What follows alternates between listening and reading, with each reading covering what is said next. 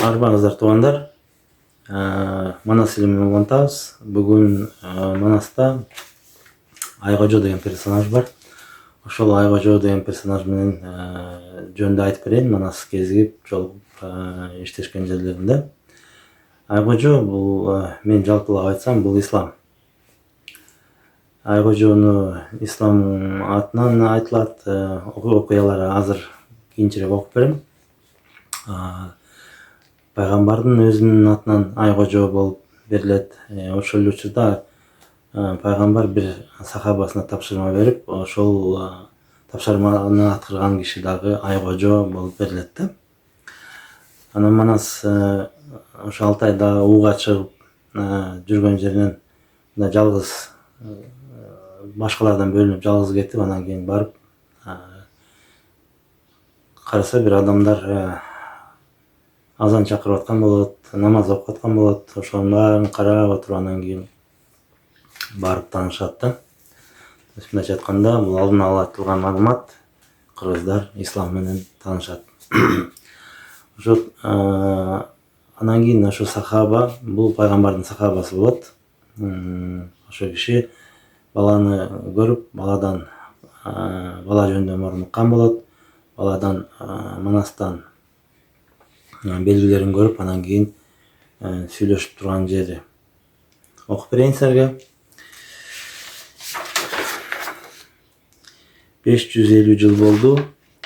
Аманатын берем деп менин да мойнум кыл болду.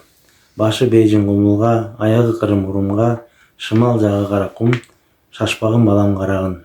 Күн жүрүшү камас тоо, ошонун баары бизге жоо. Динге салчу сиз деди. 550 жыл болот, сиз күйгөн биз деди.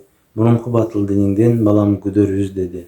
Болбой турган бир жумуш, мурунку батыл дин деди. Бул жерден жалпылап дин деп айтып атат. Бирок дин деген эме дегенде, динди биз которсок, бул жол, Кудайга болгон жол, ак жол, акка болгон жол деп которобуз да кыргыздар. Мындан ары динге сиз жол саласыз деп атат. Ошолорду ак жолго сала турган сизсиз деп атат. Жердин баары бизге жол болуп кетти. Ошо жер жүзүн ак жолго сала турган сиз деп Манаска аманат алып келдим деп айтып атат да. Андан кийин мурунку батыл динден чык деди дейт. То есть мурунку дин эскирди деп айтып атат да бул жерде. Ал динден чыгыш керек болуп атат деп айтылат. Анан бул жерде бул маалымат 9 томдун ар кайсы жеринде мындай бөлүк болуп катылган да. Анан кийин бул эмне үчүн келип ошо аманат берип атат, аманатты ким берди деп суроолор туулат да. Негизи бул аманатты Мухаммед пайгамбар берген болот да сахабасына. Ал эмне үчүн берди дегенде, Мухаммед пайгамбар Жебрейил периште негизи келечегин көргөзүп, Мухаммед пайгамбарга көргөзүп, сабактарды берип аткандардын бир эмесинде Жебрейил периште Маражыдан пайгамбарларды, набийлерди көргөзөт да, падышаларды, то есть элге, жерге, адамзатка эмгеги сиңген чоң таасири бар адамдардын баары бир жерге топтолуп, бул кайып Маражыда деп атпайбы, кайыпта болуп аткан иш да. Ошол жерде ошолордун баары жолугуп аткан жерде алар кезигип атат. Ошонун жерин окуп берейин. Айкожо деген бирөө бар, айталы кабар алыңыз, ушу жалган дүйнөдөн өзгөн кыйла көп жандар. Көргөн экен ороюн Маражыдан пайгамбар. Падышалар санында, пайгамбарлардын жанында, алтын таажы башында, набийлердин кашында, аны көрүп Мустапа, бул адамга неткен деп, не себептен мынчалык даражага жеткен деп сураганда Расул. Жебрейил сөзү бул. Ошо набийлердин, негизи адамзатка келген набийлердин арасында, падышалардын арасында мындайча айтканда чогулуш болуп атат. Ошол жерде бир адам тааж кийип, башкаларынан өзгөчөлөнүп, көркөмдөлүп турат. Анан кийин Мухаммед пайгамбар кызыгып, Жебрейил периштеден сурап атат. бул тачы кийген ким, зоот кийим кийген ким бул деп сурап атканда Жебирейил периште айтып берип атат. Байгурдан Бабыр хан деген, арасында нече ата, өтөр далай жан деген. Оолаты кыргыз, улуу түрк, Түркүстан жери буга мүлк. Турар жери Түркүстан, тутунар жери Ындыстан. Башы Бейжин кумул деп, аягы Кырым урум деп, шымал жагы Каракум, чамалап муну карагын, жаныбы камас камардан, мусулман болбой түк калбайт, мында жаткан канча жан.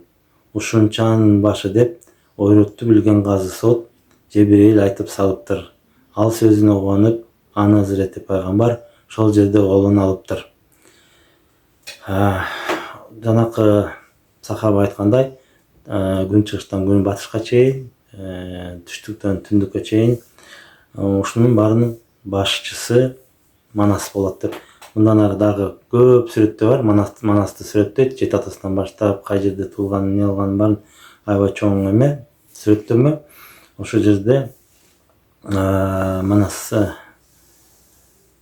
Манас ошол жердин баарын баштайт. Анан ошол жерге ойротту билген казы сот дейт. Манас сот болот атат. Мындайча айтканда, сот деген азыркы сотто элестетпейбиз. Манас ошол Манас аркылуу диндерди, эски жана батыл дин деп атпайбы, ошол энеси эскерди, диндерди жаңылайт. Диндерди эмес, илимди жаңылайт. Адамзатка жардам бере турган, адамга жардам бере турган, Кудайга болгон жолду жаңылайт, жаңы илим алып келет. Ошонун баарына баш болот деп айтып атат да. Анан сүрөттөйт. Андан кийин пайгамбар уже сахабаларына барып айтып аткан жери. Биздин көздөр өткөн соң, 400 жылга жеткен соң, Түркүстанда туулган Түмөн Кытай журтуна сала турган чуулган түрк уруу кыргыздан чоңоёр Алтай жылдызда Бадыша султан атанган, Манас аттуу суу калган деп Манасты сүрөттөп, Манас жөнүндө айтып берет да. Анан дагы сүрөттөмөс аябай көп. Анан ак пайгамбар келип айткан, азыр турган сабаалар 33 000 сабага кайрылып атат. Аманат берем Манаска, ага чейин тирүүлөй барчуң барбы деп айткан. Мен каламын таксыр деп, бузрук саба барыптыр. Аманатка бир мылтык жана берди кылычты. Анда деди бул ишти, оозунан алганы оозуңа сактап алгын деп, ошо балага берип салгын деп, буудайдай бир нерсени берген экен сабаага. 520 жаш жашап, келтирген экен балага. Жолугуп калып айкожо, Алтай тоонун арасы, эмилди деген талаада ак бирлигин билдирип, Арстан Манас баланы акыреттен коркутуп, абдан айтып болтуруп, бул жерде туруп нетем деп, Кебилистан кетем деп кеткен экен айкожо. Ошол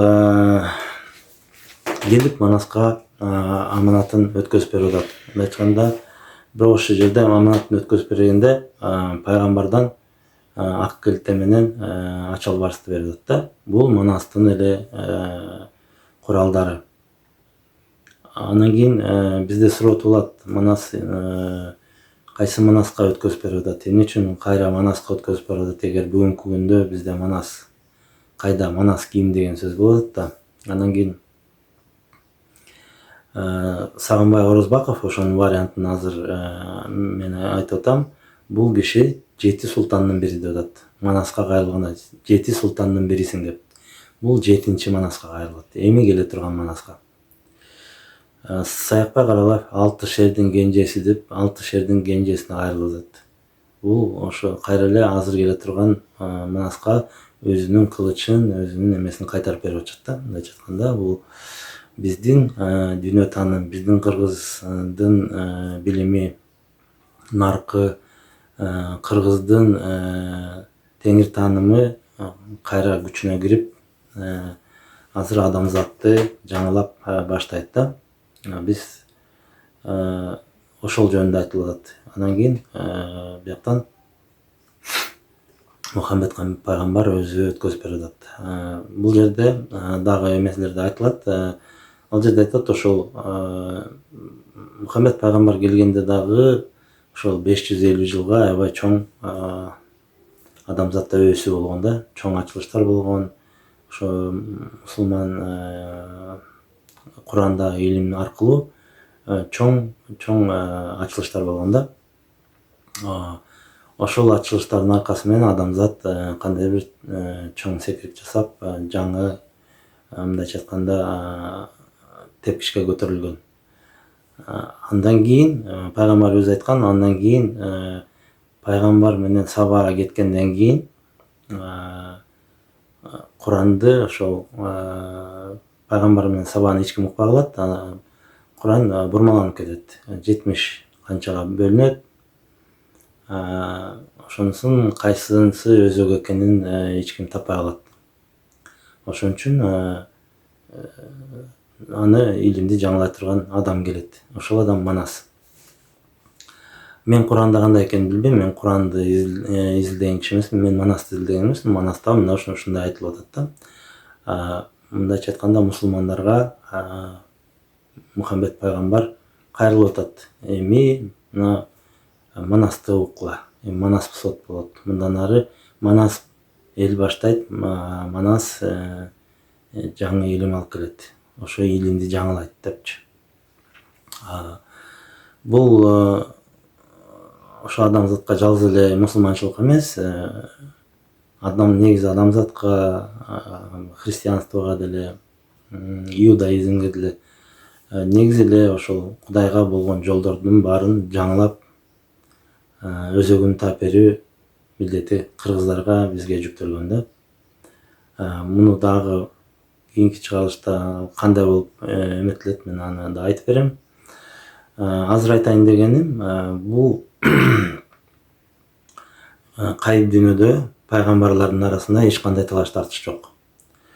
Мухаммед пайгамбар дагы Манаста 27 пайгамбардын атын атап, алардын баарын мусулман деп атат. Бул мусулман дегени алар намаз окуп, Куран окуду деген сөз эмес. Алар ошол баягы Кудайдын жолун тапты. Кудайга болгон жолду таап, ак жолго түшүп, адамзатка кызмат кылды.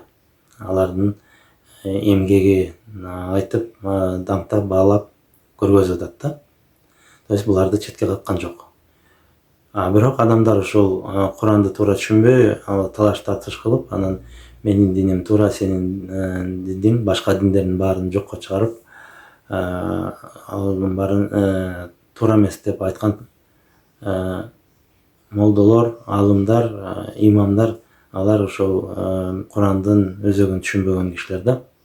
Өзлөрү түшүнбөгөн, туура эмес Куранды түшүнүп алып, анан кийин айтып жүргөн. Как раз ошондой кишилер бурмалап Куранды, илимди бир 70ге бөлүп кетет деген сөздү пайгамбар өзү айткан да. Ошондой заман келет. Ажы молдо аябай көбөйөт. Бирок Куран өзөгүн эч ким түшүнбөй калат. Сахаба менен пайгамбарды эч ким укпай калат деген да. Деген экен, ушу Манаста айтылып атат да ошондой. Анан ошол учурда илимди жаңылаш керек болот. Ошон үчүн жаңы илим келет, жаңы адам келет. Ал адам кайра эле кайыптан даярдалат. Эмне үчүн пайгамбар менен сахабаны угуш керек дегенде, пайгамбар бул Кудай Тааланын өзүнөн даярдалып атат да. Периштелер аркылуу, пирлер аркылуу даярдалып, сабак берип, ошо келечегин көргөзүп, тозок менен бейишти көргөзүп, жашоосунда ушундай кыйынчылыктарды өткөзүп, Кудайдын өзү көзүнө көрүнүп, адам ошо денесинде кайра жаралып, мындай орустар айтты, второе рождение деп коет го, ошол кайра жаралуу болгон. Анан кийин ошол эле адамдар Кудайдын сабагын туура түшүнүп, анан кийин адамдарга жеткизе алат да. Ошол адамдар анан кийин өзлөрүнүн кийинки адамдарга түшүндүрүп бере алат. Ал пайгамбар жалгыз эле болбойт. Ошол сахабалар дагы, булар дагы пайгамбарлар да. Бирок Мухаммед пайгамбарды периште даярдап ачса, сахабаларды пайгамбар өзү үйрөтүп, сабак берип эметип атат. Ушул нерсе бизде Манаста аябай так даана көрсөтүлгөн да. Манас барып 40 шилтенден сабак алып атат, үйрөнүп атат, ошол келечегин көрүп атат, тозок менен бейишти көрүп атат. Анан келип Кыдыр бак дарып, бул адамга ошол адамзатка билим алып келиш үчүн эмне керектигин баарын даярдап жолун ачып берип атышат. Анан кийин Манас илим алып толгондо, кубатка толгондо аны издеген 40 чоро келет да. 40 чоро бул 40 элден, 40 жерден Манасты издеп, ошол өзлөрү бири-бирин тааныбайт. Бирок ошол Кудайдын кудурети менен алар дагы пайгамбарчалык адамдар. Алар келип ошо Манас алган илимин аларга таратат. Алар болсо кийинкиге таратат. Мындайча айтканда, Кудай Таала миңдеген адамдарды пайгамбарлыкка даярдайт да. Бул бир эле киши келип илим берип анан кетип калды деген сөз эмес. Бул Манаста айтып атат, 6 сан деп айтылат, 90 миң аскери менен кол менен келди депчи. Бирок кол дегенде бул жана курал жарак, бул илим. Курал жарагы бар адамдар, булар илим алып келген адамдар, илимдүү, билимдүүлөр да. Айтканда кайып илимин билгендер. 6 сан деген бул жок дегенде 100 миң киши да. 90 миң киши деп айтылат. Мухаммед пайгамбар 43 миң сабаасы менен келип атат. То есть бир учур келгенде жараткан 100 миң деген адамдарды пайгамбарлыкка даярдайт да. Ошонун аркасынан бирөө ачылат, бирөө болсо ошол 1000 деген кишиден ачат. 100 миң деген кишилер анан кийин адамзатка таратып, адамзатта бир өсүү, өнүү, жаңы бир тепкичке адамзатты көтөрүү болот да. Ошонун сезимин өстүрүү. Биз азыр ошол учурду жашап жатабыз. Кыргыздан, ар кайсы элдерден 1000 деген, 100 миң деген адамдар ойгонуп, ошол илимди ар кырынан ачып, адамзатка тартуулашат да. То есть бул бир эле киши келип, ошо пайгамбарлар өтүп кеткенден кийин бул канча илим келсе деле ушундай келген. Мухаммед пайгамбардын 33 миң сабаасы болуп атат. Тиги Иисус Христостун дагы эмелер бар, апостолдор, колдоочулары бар. Ошол коштоп келген пайгамбарлар. Башка пайгамбарлардын баарыныкы бар да.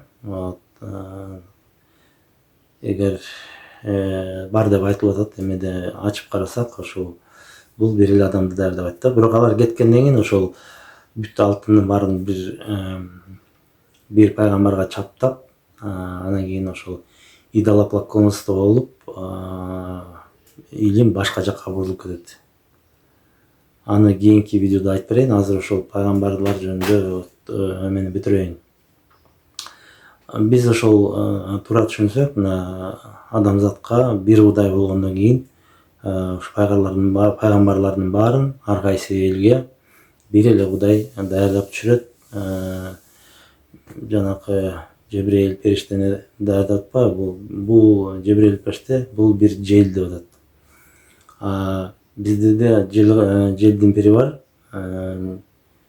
Желдин пири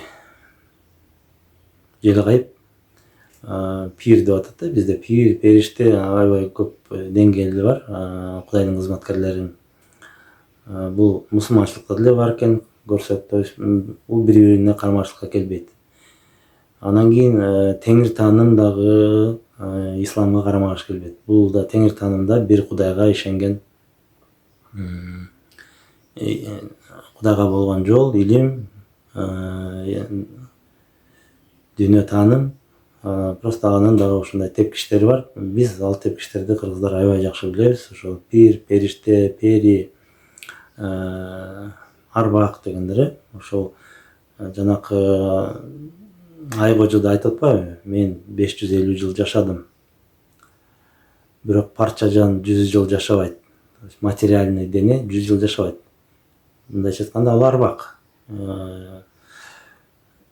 ошол бир болуп келип Манаска кызмат кылып атат. То есть бул дагы бир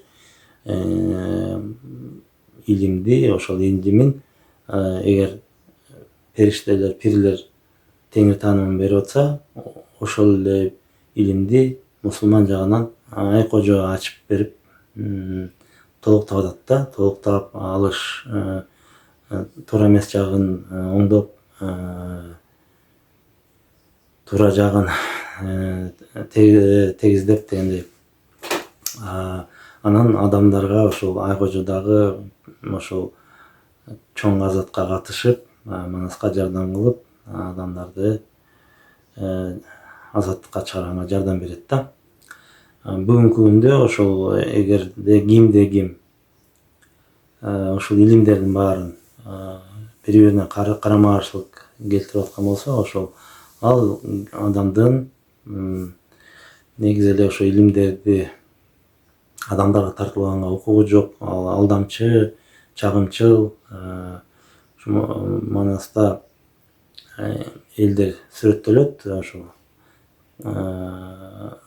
баягы Кытай болуп кетти же бизге жоо болуп кетти деп атпайбы, ошол алар динден чыгып кеткен же болбосо илимден чыгып кеткендер жана башка кара жолго түшүп, ак дин, кара дин деген түшүнүк бар. Аны да шашпай айтып берем. Кийинки видеодо ал да чоң тема. Негизинен айтып келгенде ошол илимдердин карама каршылыгы жок, бирок илимдин негизинде түзүлгөн диндер мындайча айтканда организация болуп кетип атат да. Ошол организациялардын талаш тартышы көбөйүп кетип атат. Анткени ошол организациялардын ичинде, ошол уюмдардын ичинде илим билген киши жок болуп калат. Пайгамбар өзү айтып атат, 550 жылдан кийин 70 агым болуп, анан кийин кай жерде чындык, кай жерде экенин билинбей табылбай калат дагы, илим өзүнүн күчүн жоготуп калат. Ошон үчүн илимди жаңылаганга убакыт келет да. Биздин бүгүнкү кыргыздардын жашап аткан жашоосунда биз карап көрсөк, азыр мусулман дини бизде аябай бөлүнүп кетти да. Мен карасам 2700 мусулман жаатында уюмдар бар экен да. Минюстан өткөн, катталган. Бул эмне деген сөз? Бул ошол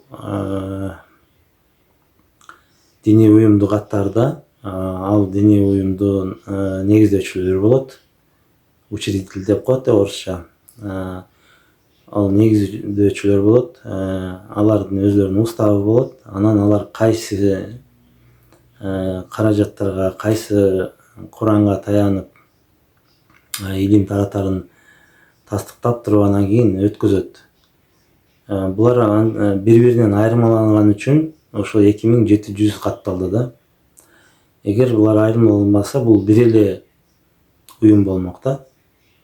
Ошо негиздөөчүлөр бири-бириникин туура көрбөй өзүнүкүн каттап атканы, бул ошол пайгамбар айткан 77 эмес, 2700гө бөлүнүп секталарга айланып калды деген сөз да. Бул ошо илимден чачыраган, ошо пайгамбар айткан убактын келгени. Анан жанакы Манаста айтылган ошол Алтайга барып берди деп атпайбы? Эмне үчүн Алтайга барып берди дегенде, бул ошо кайсы Манас жөнүндө эмне үчүн Алтайга барып берди дегенде, мен ошол нерсени азыр болуп аткан ишти айтып атканымдын себеби, Алтайга мурун кийин ислам барган эмес. Алтай Союз тарагандан кийин 90-жылдары биздин гастарбайтерлер ар кайсы мусулман элдеринин гастарбайтерлери Алтайга барып, ошол жерде мусулмандардын уюмдарын түзүп, канча жыл уюшуп, мечит салып, ошол биринчи мечит 2010-жылдардан кийин пайда болуптур да. Ошол кезде ислам Алтайга барды деп, анан кийин Манаска жолугуп, Манаска өткөзгөн убакыты ошол 2010-жылдардан кийин болду деп санасак болот да. То есть бизге уже Ал нерсе кыргыздарга өткөрүлдү. Эми биз ошол өзөгүбүздү таап, өзөгүбүздү туш тарабынан ачып, адамзатка илим тартуулаганы турабыз. Бул нерсени эми баягы ойлонгон адамдарга айтып атам, туура түшүнүп. Мен бул жерде бирдекени бузайын деген жерим жок. Баягы эгер сен алдына ала айтылган маалыматтар бар, ошол экенин билип туура кабыл алсаң, ал жашооңо жардам болот да. Ошон үчүн мен туугандарга, ошо кыргыз элине, кыргызда изденип жүргөн адамдарга ушул нерсени тартуулап атам да. Биз өзүбүздүн ордубузду таап, өзөгүбүздү таап, ошо кыла турган ишибизди тактап алсак, бизге жашаганга, алдыга кадам таштаганга оңой болот деген ниетте. Рахмат. Ошол менин видеом көңүлүңөргө жакса, лайк басып, катталып, башкалар менен бөлүшүп коюңуздарды суранам. Аман эсен, бактылуу өмүр сүрүңүздөр. Рахмат.